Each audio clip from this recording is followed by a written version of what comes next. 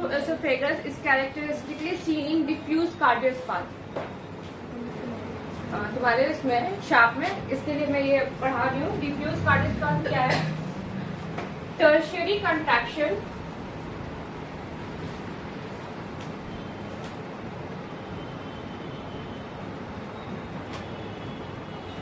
और spasmodic contraction. लिखो कैसा था आपकी बात.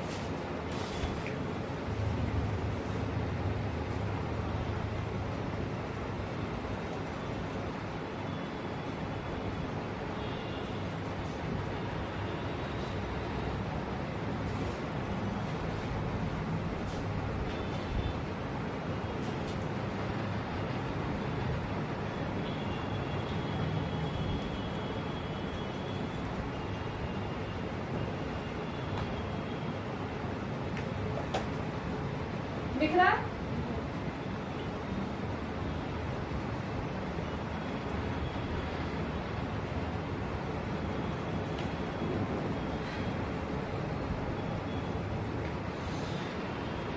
जो तुम्हारा ब्लड सप्लाई आता है, समझो जो ब्लड सप्लाई आता है इसोफेगस में, उसके कट ऑफ हो जाए. जैसे कि हमारा जो इसोफेगस का नियर का नीचे का है वो स्पाज्म होता है. स्पाज्म हो जाता है बहुत ज्यादा, उसमें कॉन्ट्रैक्शन हो जाता है लोअर स्फिंक्टर के पास.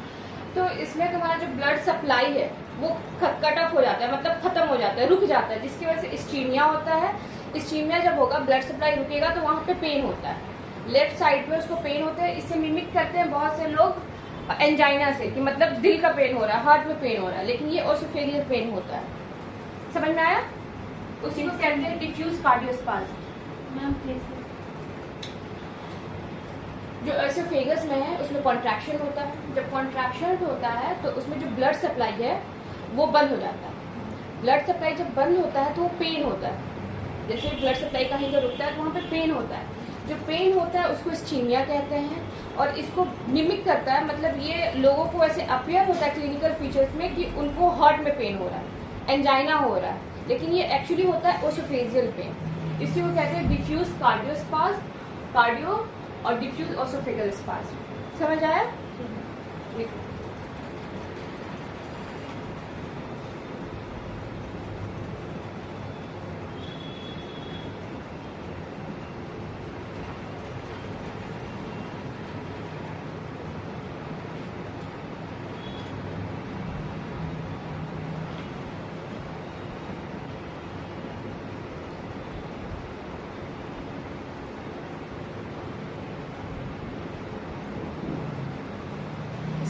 नॉर्मली नहीं होगा मतलब किसी स्ट्रेस की वजह से. हाँ, मतलब स्पाज्म हो जाता है किसी भी बीमारी की वजह से. नर्व्स जो तुम्हारा इनकोऑर्डिनेशन हो गया या फिर मस्कुलर में प्रॉब्लम हो गया तो उसकी वजह से स्पाज्म हो जाता है. चेस्ट पेन,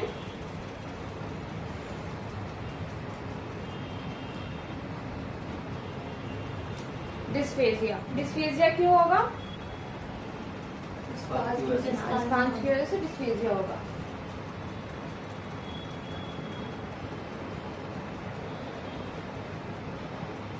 इन्वेस्टिगेशन जब हम इसको करेंगे तो बेरियम सॉल्वर से करेंगे इन्वेस्टिगेशन.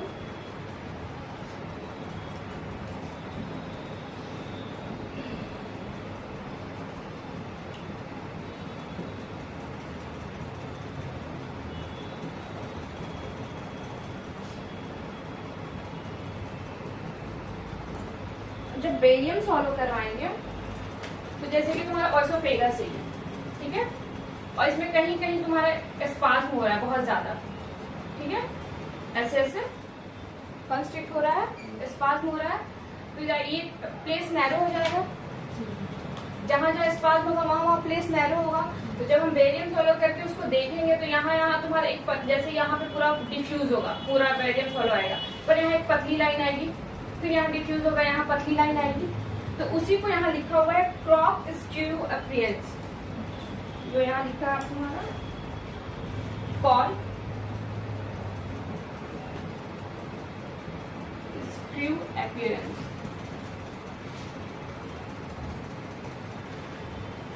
कुछ ऐसे दिखेगा, दिख रहा है जैसे ये ओसोफेगस का आ रहा है, ये ओसोफेगस की लाइनिंग है, तुम्हारा बेरियम सोलर कर रहा है तो यहाँ नॉर्मल ठीक है. जहां जहां स्पाज्म में वहां पतली लाइन देखिए, इसी को जो कॉर्क स्क्रू कहते हैं, समझ रहे हो उसको, नेल जो होता है वो उसी के अपीयरेंस जैसे दिख रहा है नीचे का स्पाइरल स्प्रिंग की जैसा, इसी पे इसको लिखा हुआ है cork screw appearance.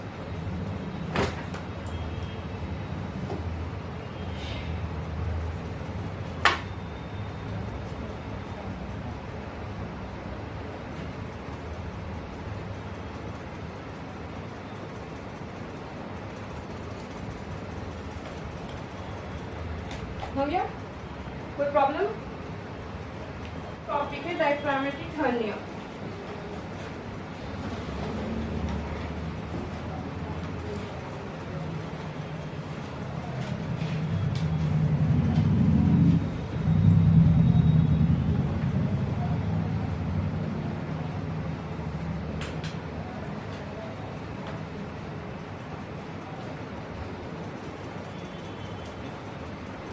Diaphragmatic hernia में आता है बोझ गलेट हर्निया।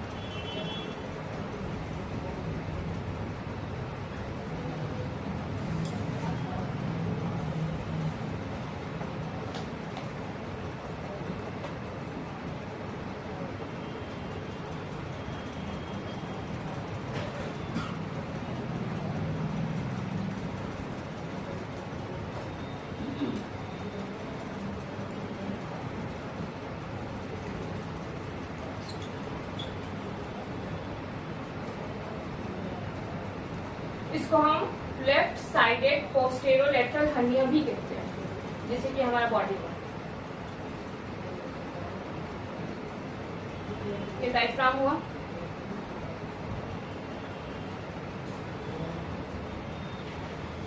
समझाओ। इसमें क्या होता है बोझ गलेट में,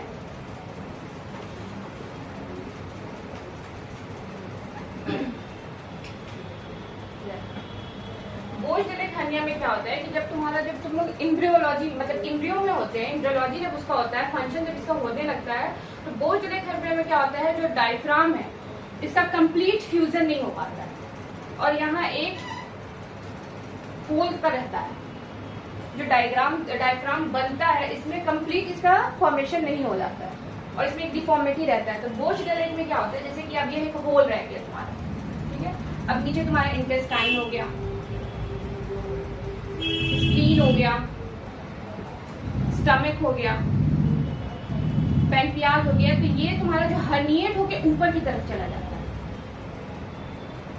होल रहता है, ये हर्निएट होके ऊपर की तरफ जाता है। जब ये ऊपर की तरफ जाता है तो इधर का जो रीजन है लेफ्ट साइडेड का मेडियास्टिनम, इसको मेडियन, वो शिफ्ट कर जाता है राइट साइड में, और जो ये शिफ्ट होता है और यहाँ पे एक डिप्रेशन जैसा बन जाता है, गड्ढा जैसा। तो ये जो बोझ गलेट का 3 कैरेक्टरिस्टिक फीचर्स है, इसमें आपका लिखा हुआ है रेस्पिरेटरी। एक तो जैसे कि आपका रेस्पिरेटरी डिस्ट्रेस होगा, पूरा आपका जो ऊपर का थॉरेक्स रीजन है मेडियास्टिनम वो डिस्टर्ब होगा, तो रेस्पिरेटरी डिस्ट्रेस होता है। स्केफॉइड एब्डोमेन, स्केफॉइड का मतलब होता है डिप्रेशन, स्केफॉइड का मतलब होता है डिप्रेशन, मतलब धंस जाना। तो ये तुम्हारा जो एब्डोमेन होगा इसका स्केफॉइड डिप्रेशन हो जाएगा। ये कैरेक्टरिस्टिक है। मेडियास्टिनल शिफ्ट, मेडियास्टिनम में जो शिफ्ट हो जाता है, क्योंकि ये ऊपर आएगा तो इसका रीजन शिफ्ट होगा, तो मेडियास्टिनल शिफ्ट हो जाता है। हार्ट भी है वो थोड़ा राइट की तरफ आ जाता है। समझ आई बोझ गलेट में क्या होता है? बनाओ।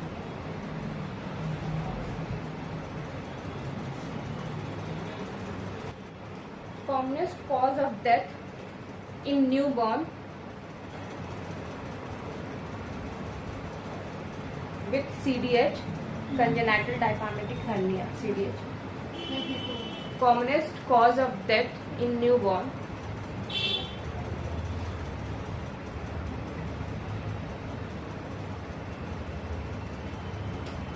with CDH is CDH, congenital diaphragmatic hernia, is pulmonary hypoplasia. इसमें जो क्या होता है तुम्हारा पल्मोनरी हाइपोप्लेजिया, मतलब जो तुम्हारे लंग्स है उसका कंप्लीट डेवलपमेंट नहीं हो पाता है। इस वजह से जो बच्चे, इसमें मोस्ट कॉमन कॉज होता है डेथ का बच्चों में यही होता है, पल्मोनरी हाइपोप्लेजिया। पल्मोनरी हाइपोप्लेजिया मतलब जो लंग्स है उसका कंप्लीट डेवलपमेंट नहीं होना।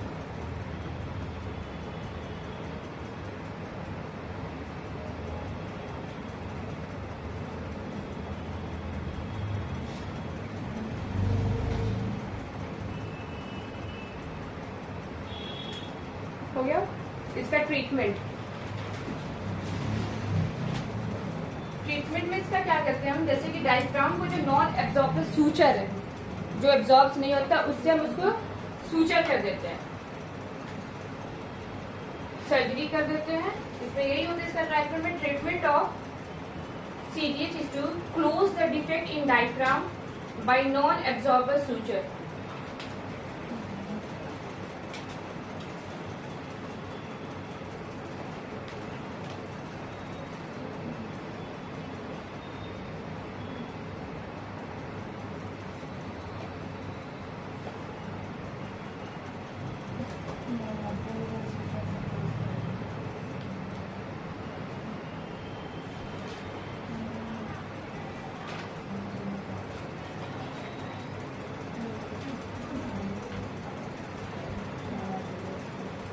हो गया।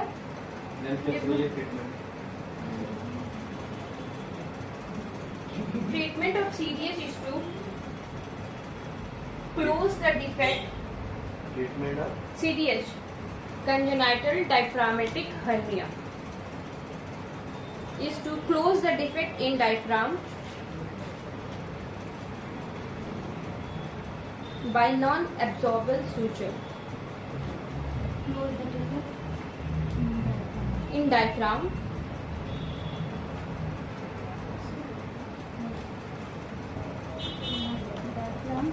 by non-absorbable suture.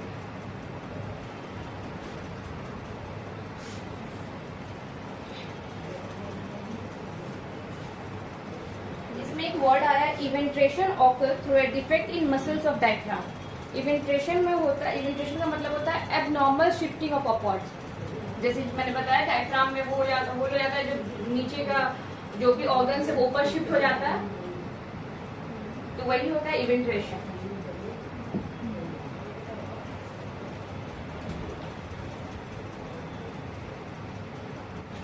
ये इसका एक्सरे एक डायफ्रामेटिक हर्निया का मैं दिखा रहा हूं,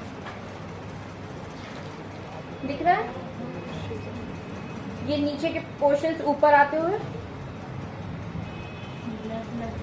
हाँ, एक्सरे ये जो जैसे कि इधर जो ऑर्गन्स है वो ऊपर की तरफ शिफ्ट हो गया है, दिख रहा है?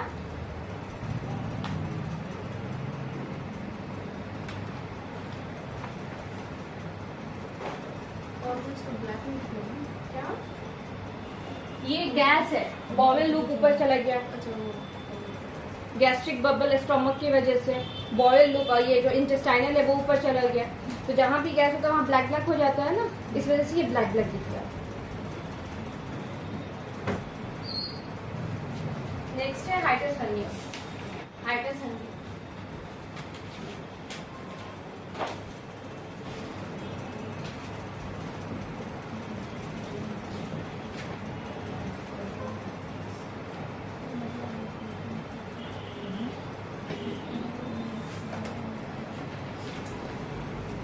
most common type of diaphragmatic hernia.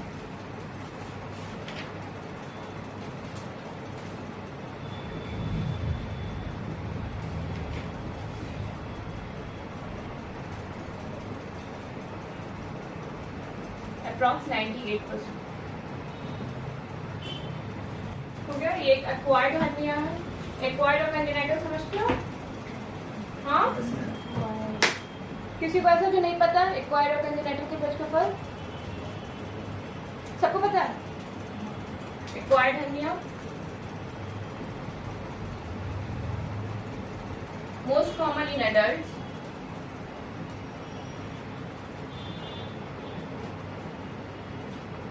Hiatus hernia में क्या होता है, part of stomach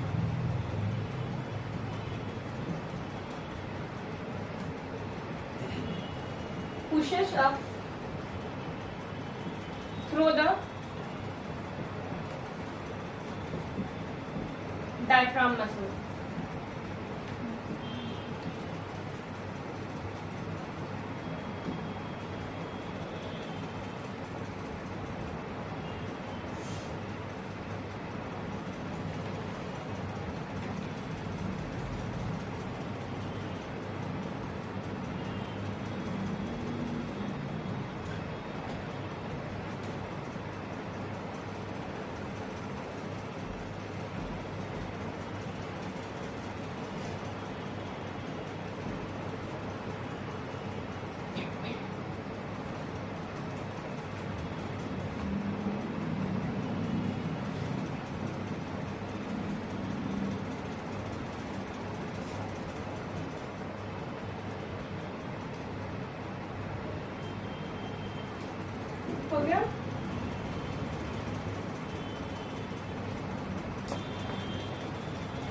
hiatus hernia में क्या होता है, जो तुम्हारा स्टमक है, स्टमक का पार्ट है, जैसे लोअर स्फिंक्टर हो गया, लोअर एसोफेजियल स्फिंक्टर हो गया,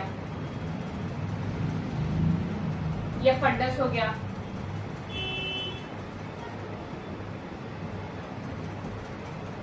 ये जो होता है ये तुम्हारा जो डायफ्राम है इसके ऊपर चला जाता है, हर्निएट हो जाता है, इसी को हाइटस हर्निया होता है। इसमें टाइप्स होता है, टाइप 1,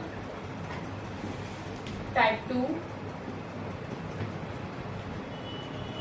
टाइप 3, टाइप 4। टाइप 1 जिसको हम कहते हैं स्लाइडिंग हर्निया। हाइटस हर्निया में मोस्ट कॉमन उसके बाद स्लाइडिंग हर्निया होता है।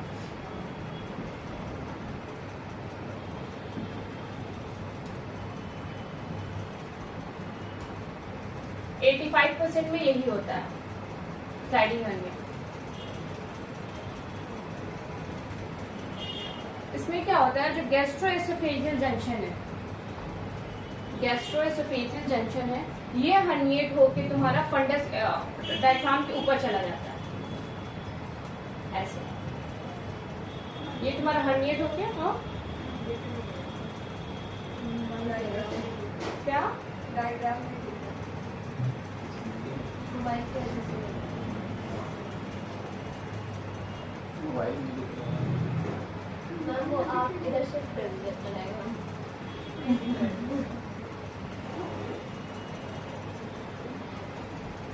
इधर और बनाना था ना टाइप 2 का।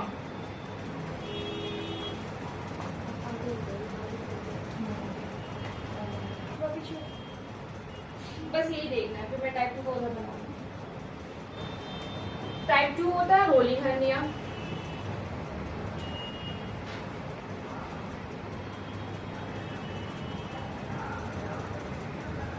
इसमें जो होता है, जो फंडस होता है स्टमक का, ये फंडस ये डायफ्राम के ऊपर चला जाता है। जैसे ये तुम्हारा डायफ्राम हुआ, ठीक है, इसमें ये फंडस तुम्हारा डायफ्राम के ऊपर हर्निएट हो गया।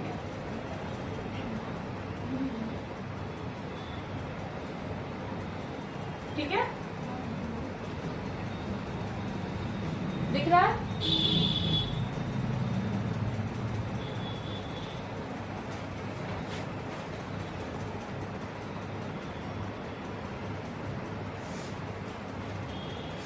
टाइप 3 में होता है स्लाइडिंग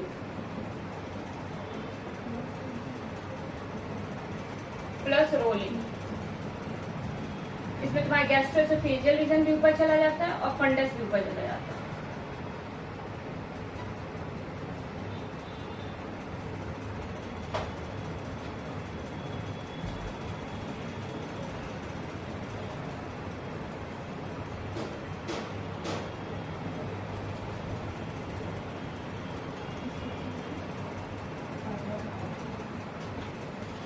गैस्ट्रोएसोफेजियल रीजन भी तुम्हारे डायफ्राम के ऊपर गया और फंडस भी, ये मिक्स्ड होता है, स्लाइडिंग प्लस रोलिंग।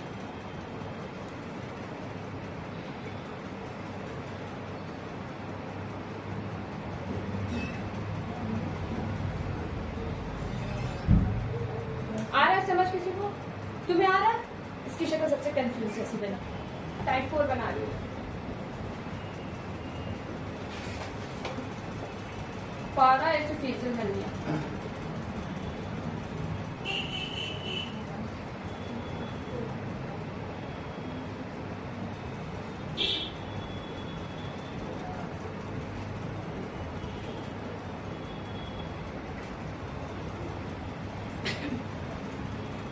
टाइप 4 के डिफिनेशन में देखिए, पारा oesophageal hernia with herniation of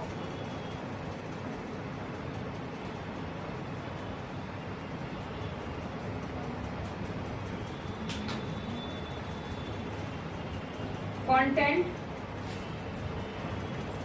other than stomach।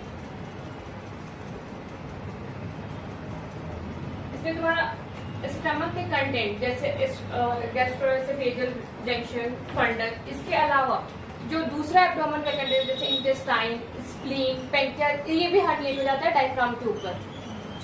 तो para esophageal hernia with herniation of content other than stomach. ठीक है, इसका मतलब तो स्टोमक को छोड़ कर होगा ना, बाकी कंटेंट with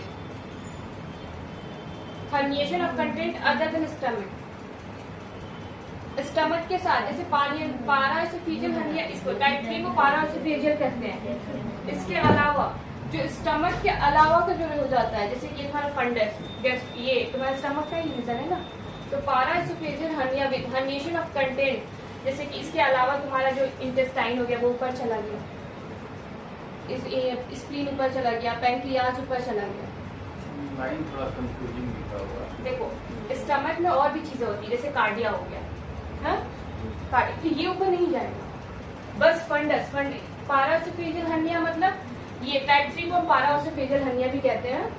इसमें तुम्हारा फंडस ऊपर जाएगा, गैस्ट्रोइंटेस्टाइनल, स्टमक का बस यही 2 पार्ट ऊपर जाएगा, उसके अलावा स्टमक का कोई पार्ट नहीं जाएगा। उसके अलावा दूसरा पार्ट जैसे इंटेस्टाइन हो गया, स्प्लीन हो गया, पैंक्रियाज हो गया, समझ गया।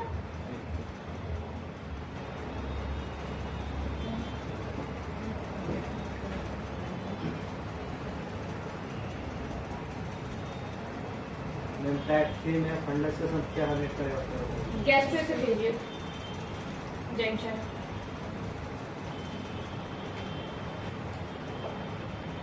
टाइप 3 तुम्हारा मिक्सचर है स्लाइडिंग का और रोलिंग का।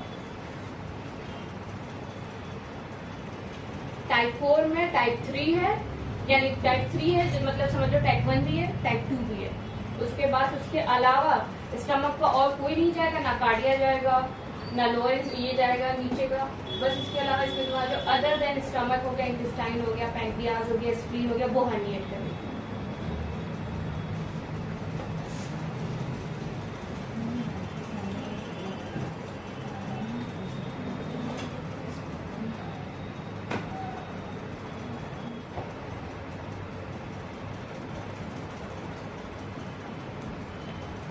बेल से मार्क 4, ये एक टाइप की सर्जरी है।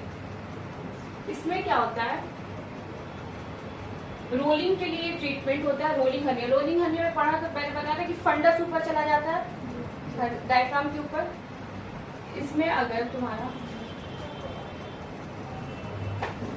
ये फंडस ऊपर गया, ठीक है, हो गया। बेल से मार्क 4 में क्या करते हैं, ये फंडस को लेते हैं, जैसे कि तुम्हारा ये एसोफेगस है, यहाँ फंडस ऊपर चला गया डायफ्राम के ऊपर, तो बेल से मार्क 4 में फंडस को लेते हैं और इसको पीछे की तरफ रोल करके 170 डिग्री पे, जैसे कि जितना 170 का 360 डिग्री यानी फुल कर्ल वो हो गया, 170 डिग्री पे लाके इसको सूचर कर देते हैं डायफ्राम के नीचे, इसको 270 डिग्री पे लाके इसको सूचर कर देते हैं। इसको कहते हैं बेल से मार्क 4।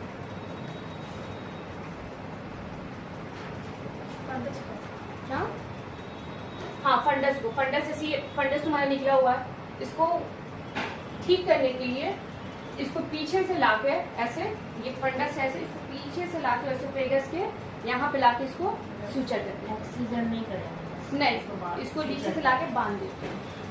इसी में होता है बेल से मार्क 4।